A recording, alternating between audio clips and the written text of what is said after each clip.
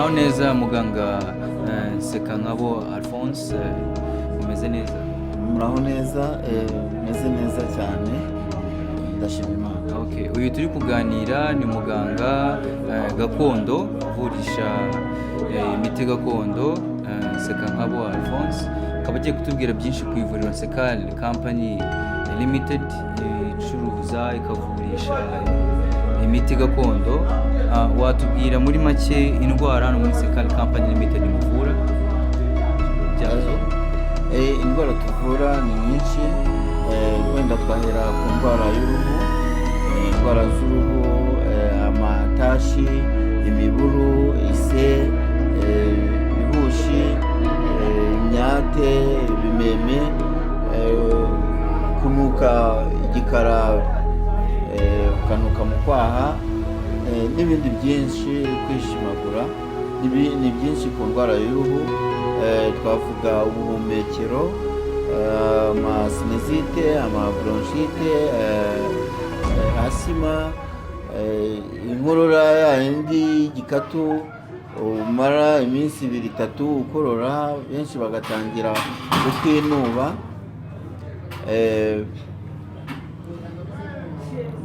Ngira ngo ni nyinshi cyane. Hanyuma tukinjira ku bijyanye no mu nda, uburwayi bwo mu nda, igogora, uhereye mu gifu, mu mara matoya n'amara manini, cyane cyane usanga yarabaswe na mikorobe zishingiye kuri amibe. Amibe rero turayivura hano muri Sekal Company,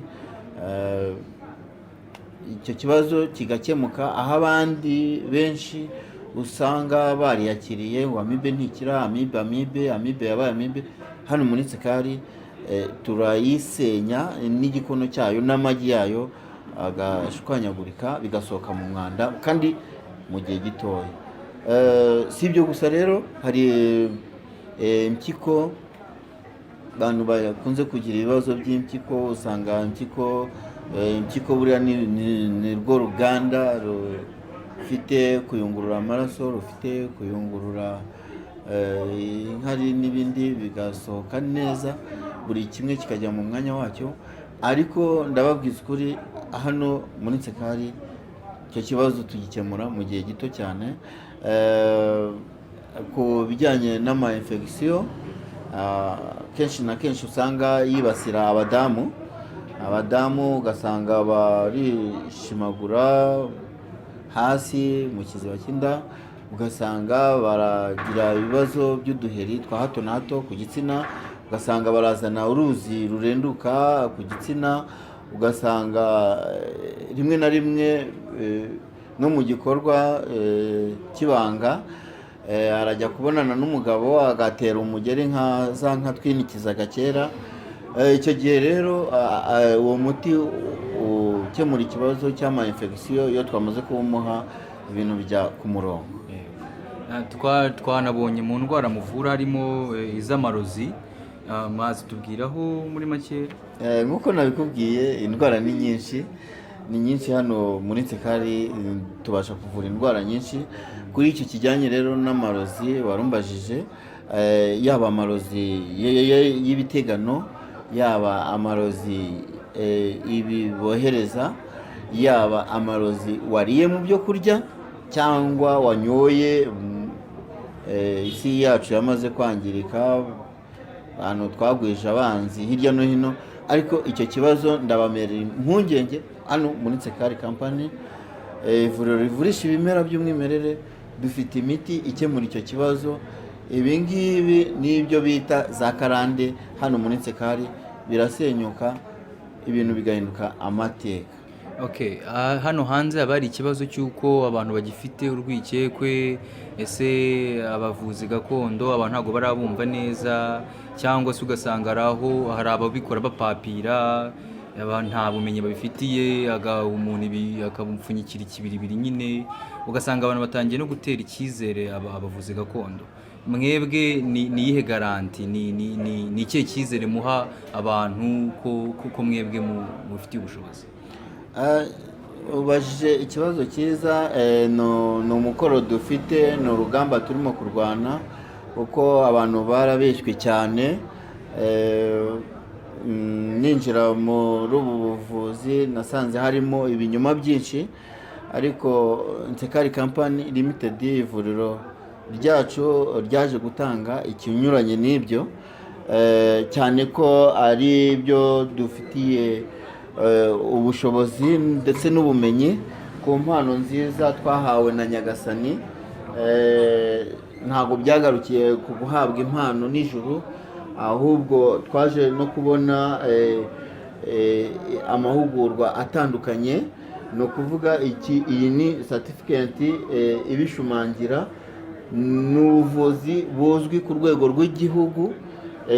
Ni ukuvuga iyi ngiyi ntabwo ari iyo watoragura mu muhanda cyangwa ngo ihabwe buri wese, ahubwo ni ukuba hari icyo igihugu cyakubonyemo, kandi uganisha heza ku kugarura ubuzima bw'abantu bwazimiye, burimo kwangirika, burimo kononekara, hanyuma tukagira ubuzima bwiza buzira umuze.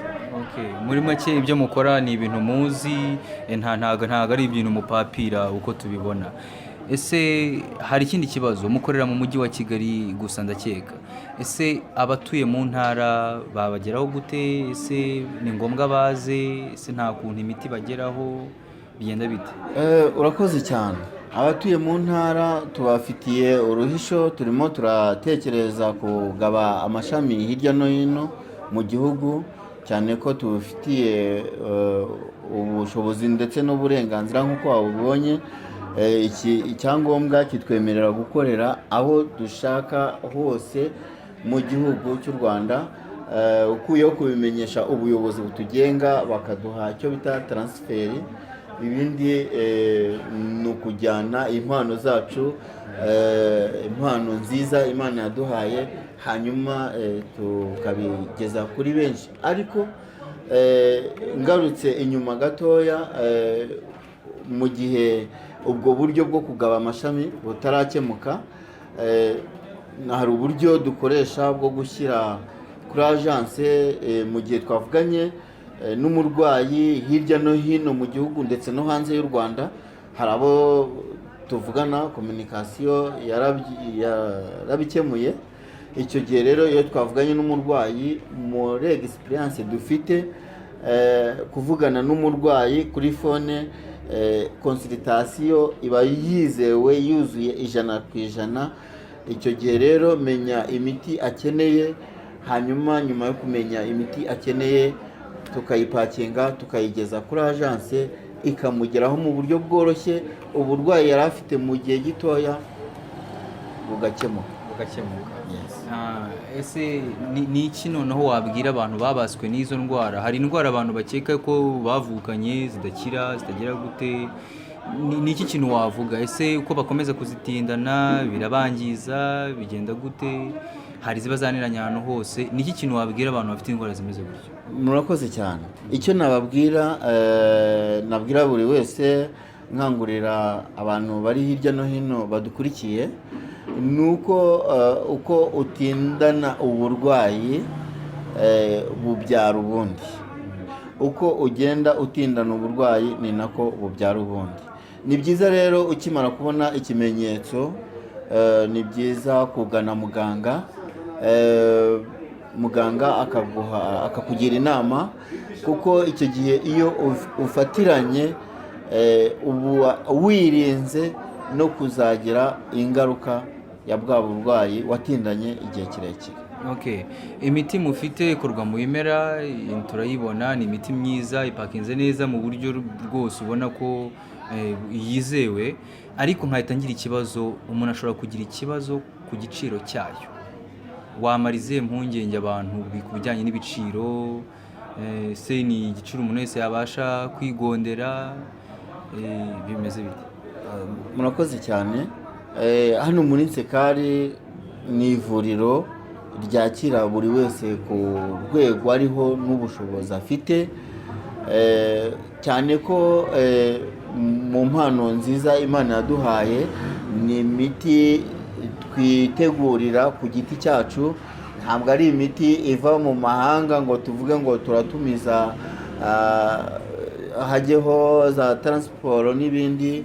Ni ukuvuga ko ubushobozi waba uhagaze bwose hano muri Sekari, upfa kuba wahageze ufite ikibazo, turagufasha ku bushobozi bwawe bwose kandi icyo kibazo kigakemuka mu gihe gitoya. Watubwiye cyane ku bijyanye n'abagore, imiti yo guca imyeyo, hari imiti mutanga ku bafite ikibazo cyo kubura ubushake. Ese ku bagabo muduhisha iki? Ni ikihe? Urakoze cyane, urakoze kubaza icyo kibazo. Abagabo, abasore, ariko cyane cyane abagabo nk'uko wabumbajije, abagabo tubafitiye uruhisho by'umwihariko. Bantu mwanyuze muri cya gikorwa cyo kwikinisha, akenshi na kenshi usanga kizana ingaruka, rimwe na rimwe ingaruka zigatinda kugaragara, zikaba zaza inyuma y'igihe. Rero abagabo, umugabo wabuze icyubahiro mu rugo iwawe, umugabo ubonana n'umugore, umugore akajyaho yimyoza, ndakumara impungenge. Umugabo rwose ushaka kuyobora urugo rwawe ukagira ijambo mu rugo, gana Sekari Company Limited, ivuriro rishobora kuguha igisubizo mu gihe gitoya, icyo kibazo kigakemuka. Ni imiti yizewe, nibura ku bijyanye n'imbaraga za kigabo, aho ngaho nta nubwo dufata igihe kirekire, kuko nibura nyuma y'iminsi 2 gusa bamaze kwijajara rwose. Okay, noneho hari abantu bavuga bati wenda niko navutse, cyangwa se n'icyo gikorwa cyo kwikinisha turabizi ko nyine gitwara ingano y'igitsina, ubu nta kintu mwamubashiyeho. Urakoze kuri icyo ngicyo.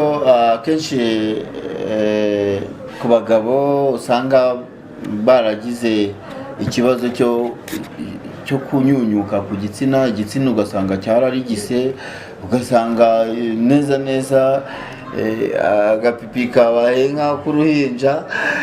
Akenshi na kenshi biri muri za ngaruka nakubwiye za muri cya gikorwa cyo kwikinisha.